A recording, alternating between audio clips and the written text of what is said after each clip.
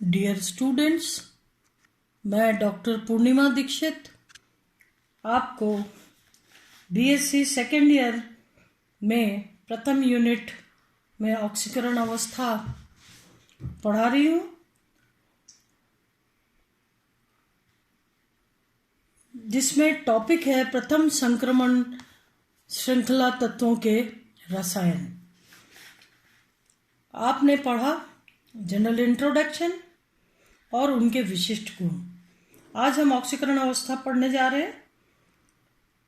आप जानते हैं संक्रमण धातुओं के परमाणुओं में N-1 D उपकोष एवं NS उपकोष की ऊर्जाओं में नगण्य अंतर होता है।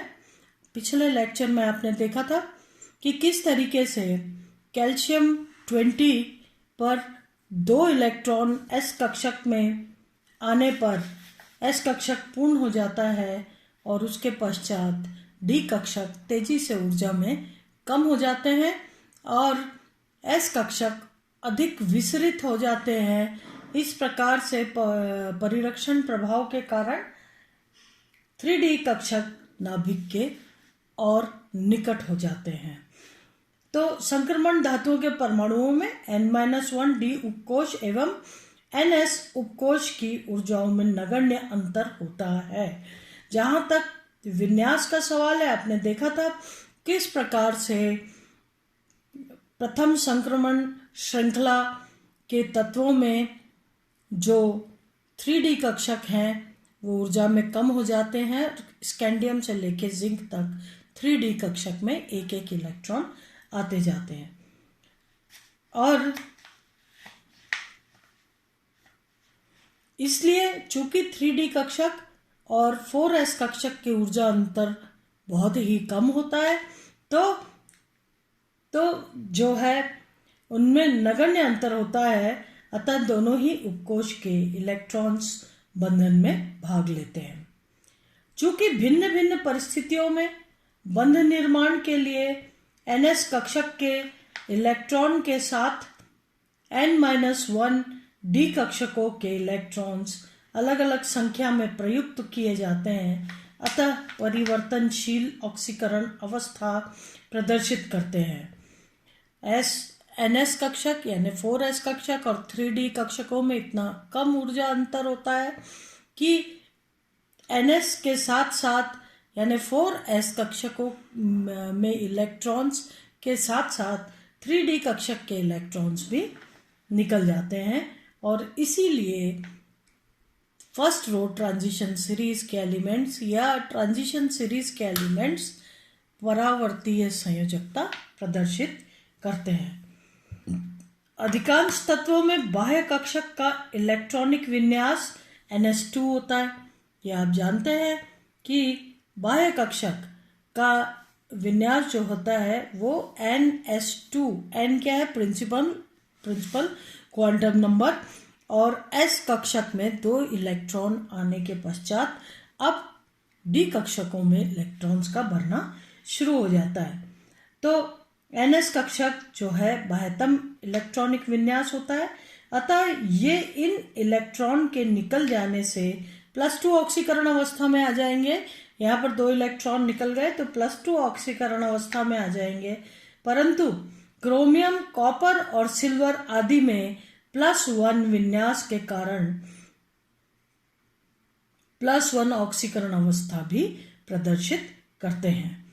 देखिए आप, जैसा कि यहाँ पर आप इस टेबल में देखें तो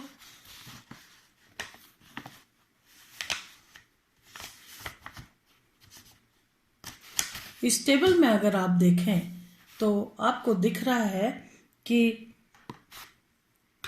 यहाँ पर +2 ऑक्सीकरण अवस्था जो है, स्कैंडियम को छोड़ दिया जाए तो बाकी सभी तत्व जो है +2 ऑक्सीकरण अवस्था प्रदर्शित कर रहे हैं। और कॉपर के केस में चूंकि NS1 इलेक्ट्रॉन या अंतिम कक्षक में 1 इलेक्ट्रॉन रह जाता है और उसके हटने पर +1 ऑक्सीकरण अवस्था प्रदर्शित कर रहा है कॉपर। तो क्रोमियम, कॉपर और सिल्वर आदि NS1 विन्यास के कारण +1 ऑक्सीकरण अवस्था, यहाँ क्रोमियम और कॉपर को दिखाया गया है, सिल्वर कॉपर के नीचे आता है, तो ये +1 ऑक्सीकरण अवस्था भी प्रदर्शित करते हैं।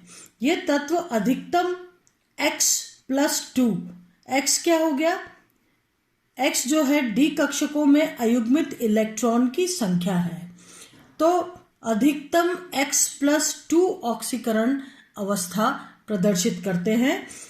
X ध्यान रखिएगा, X क्या है, X क्या है, इलेक्ट्रॉन, अयुग्मित इलेक्ट्रॉन की संख्या। तो ये तत्व अधिकतम X+2 ऑक्सीकरण अवस्था प्रदर्शित करते हैं, जहां X D कक्षकों में अयुग्मित इलेक्ट्रॉन की संख्या। चूंकि मैंगनीज तक अयुग्मित इलेक्ट्रॉन की संख्या बढ़ती जाती है, ठीक है। आप देखिए स्कैंडियम से लेके और मैंगनीज तक एक एक इलेक्ट्रॉन की संख्या बढ़ती जा रही है, और इस प्रकार से डी कक्षक में इलेक्ट्रॉन, अयुग्मित इलेक्ट्रॉन की संख्या मैंगनीज तक बढ़ती जा रही है, और फिर उनमें युग्मन शुरू हो गया।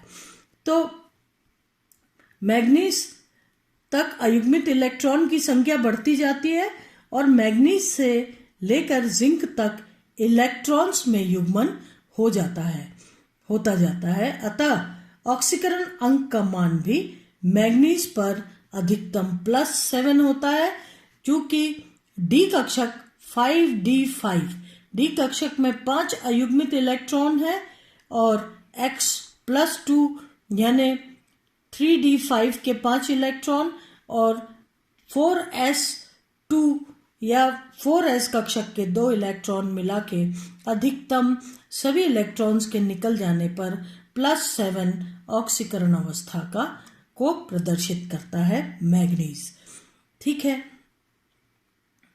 और उसके बाद इलेक्ट्रॉन्स में युग्मन शुरू हो जाता है, और इसीलिए आप देखिए आयरन पर, Fe पर +6, +5, +4 ये ऑक्सीकरण अवस्थाएं डिक्रीज होती जा रही है, कम होती जा रही है।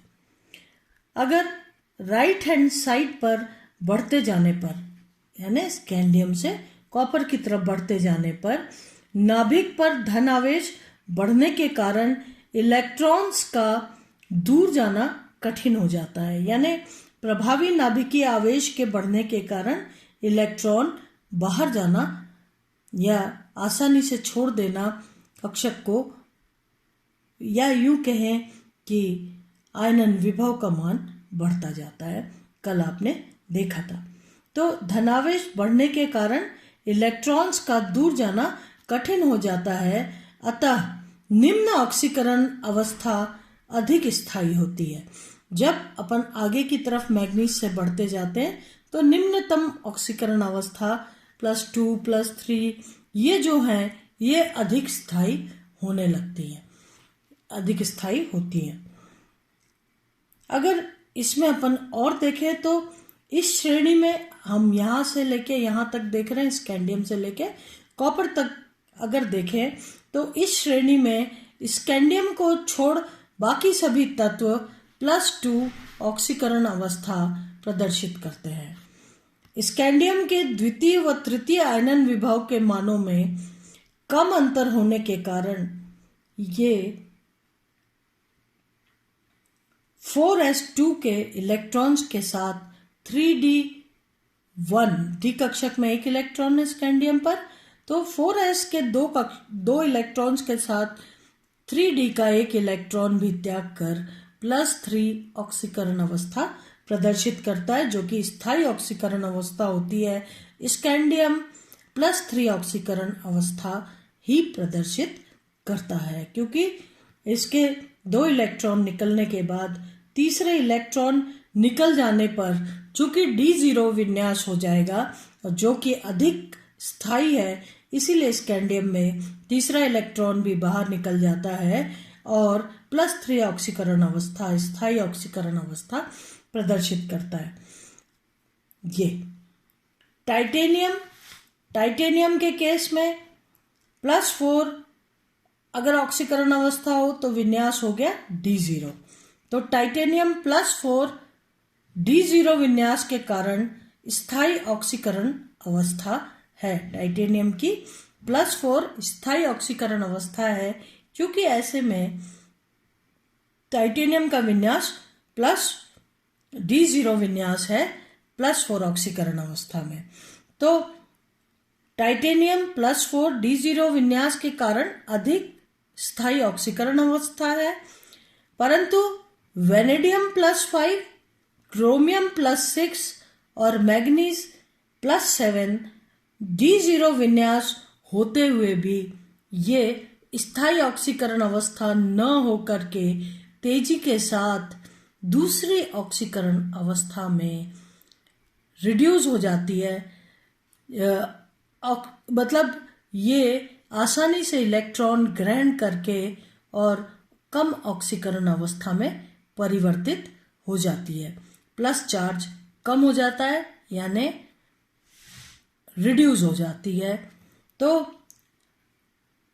वेनेडियम +5, क्रोमियम +6 व मैग्नीशियम +7 D0 विन्यास होते हुए भी तीव्र ऑक्सीकारक है, खुद रिड्यूस हो जाते हैं और ऑक्सीडाइजिंग एजेंट है। अगर वेनेडियम +5, वेनेडियम का जो यौगिक है अगर वो फ्लोराइड के साथ है, जैसे वेनेडियम पेंटाफ्लोराइड, तो चूंकि फ्लोराइड जो है वो बहुत अधिक इलेक्ट्रोनेगेटिव है, आसानी से इलेक्ट्रॉन वेनेडियम को नहीं देता, इसलिए पेंटाफ्लोरो या 5 फ्लोरो समूह के जुड़ने पर वेनेडियम VF5 स्थायी यौगिक बनाता है। इसी प्रकार से जो है ऑक्सीजन के छोटे आकार व अधिक विद्युत ऋणता के कारण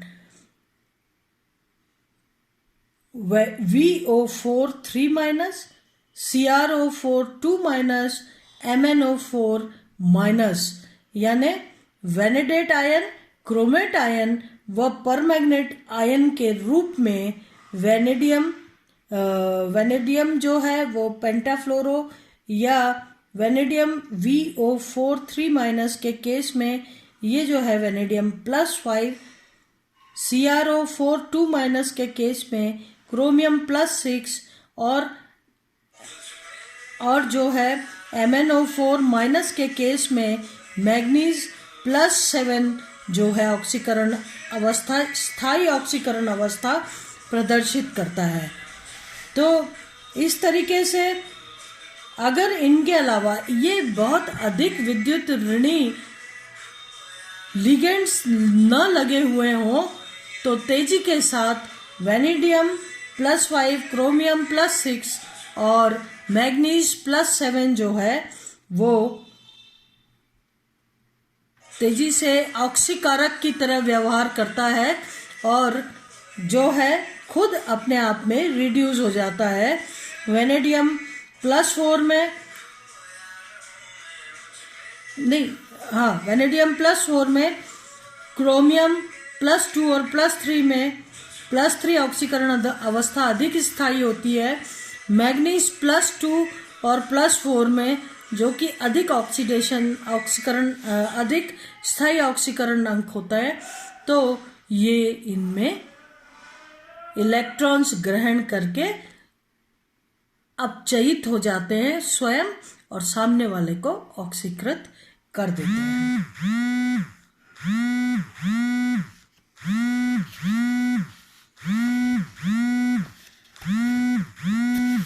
इसी प्रकार से अगर